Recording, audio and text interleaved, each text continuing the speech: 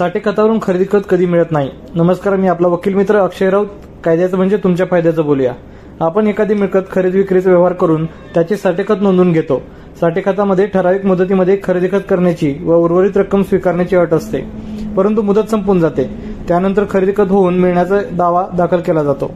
अशाच एका प्रकरणामध्ये माननीय सर्वोच्च न्यायालयाने अलगामन विरुद्ध गणेशन या केसमध्ये तारीख 10 जानेवारी 2024 रोजी महत्वपूर्ण निर्णय दिलेला असून त्यामध्ये माननीय सर्वोच्च न्यायालयाने असे म्हटले आहे की जर वादीने खरेदी खत होऊन मिळावे अशी नोटीस पाठवण्यापूर्वी ज्याची मिळकत आहे त्यांनी ती मिळकत त्रयस्थ व्यक्तीला विक्री केलेली असेल तर ते खरेदी खत रद्द ठरवल्याशिवाय त्या दाव्यातील वादीला साठे खतावरून खरेदी खत मागता येणार नाही. त्यामुळे साठे खतावरून खरेदी खत होऊन मिळण्याची मागणी ही त्या केसमध्ये फेटाळण्यात आलेली आहे.